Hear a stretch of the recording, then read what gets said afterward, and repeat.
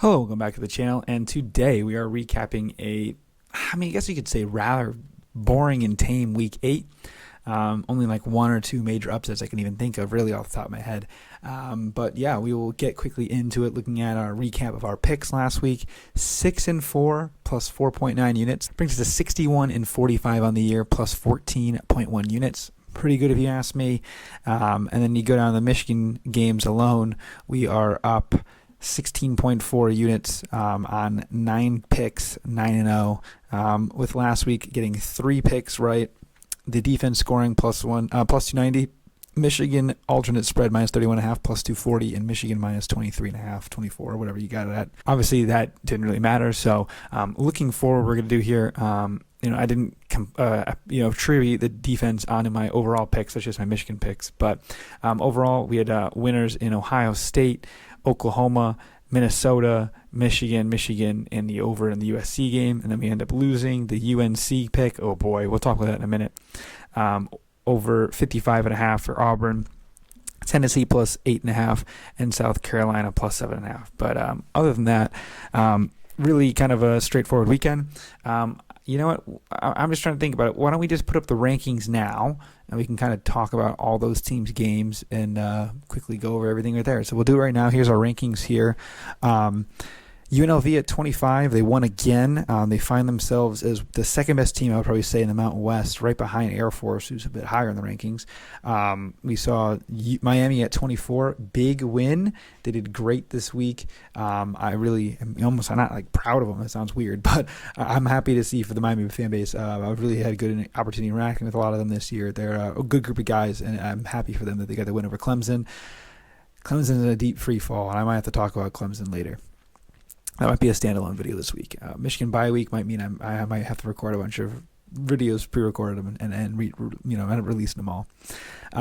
Tennessee 22, bad loss to Alabama. Didn't score in the second half, which is really tough. But they're up 20-7. Ended up finishing 34-20. Yeah, so that was really bad second half. That first half was great though, and they still got a little bit in front of them.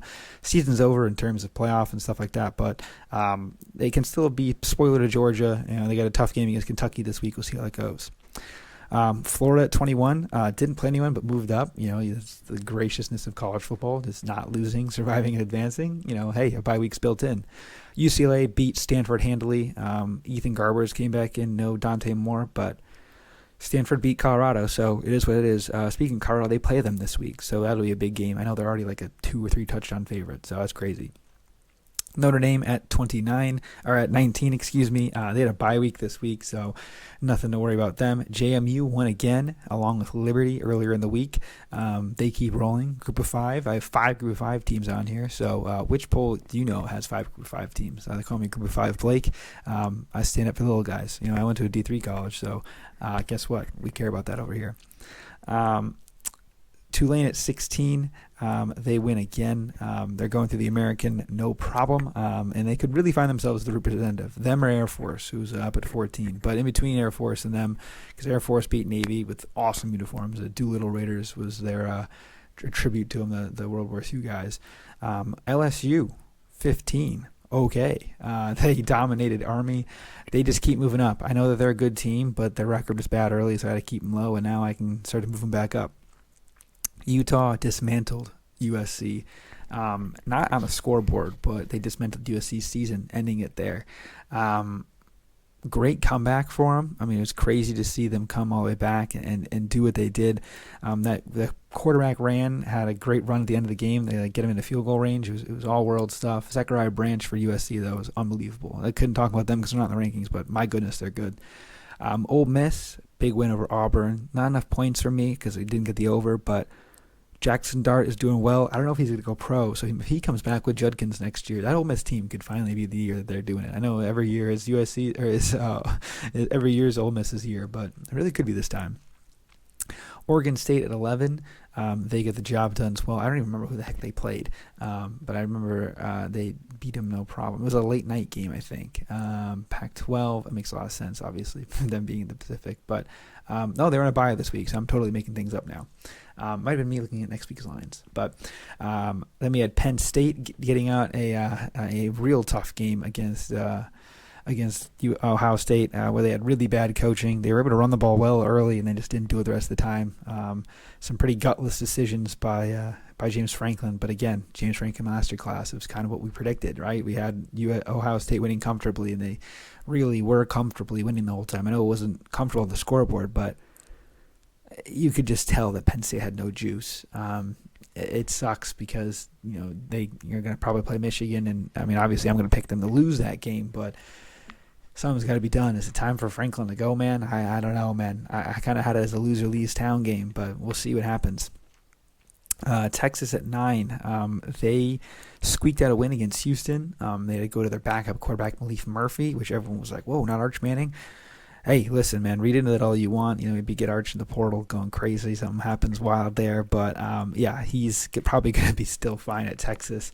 We'll see if they end up having Arch start over Murphy going forward with Ewers being out another week or two like he was last year with the shoulder injury. But, Texas got a few tough games coming up, I believe. I actually don't even know what their schedule is, so I'm just totally lying right now, potentially.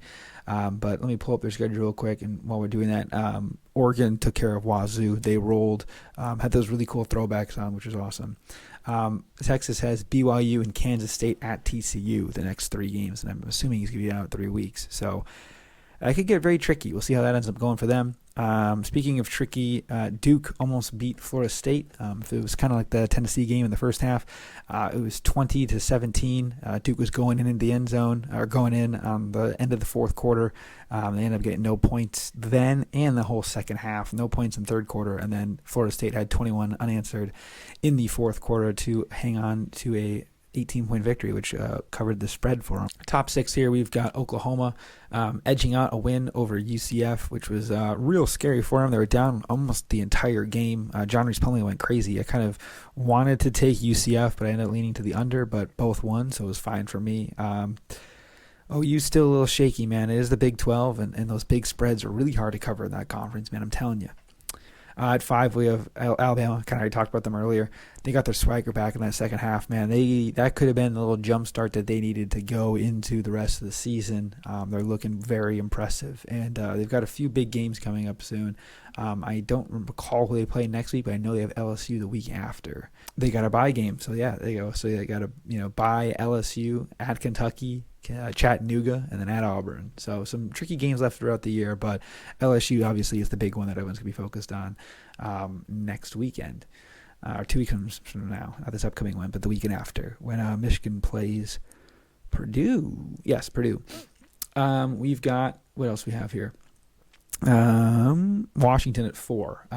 So something happened weird with Washington, man. They just really were playing terrible.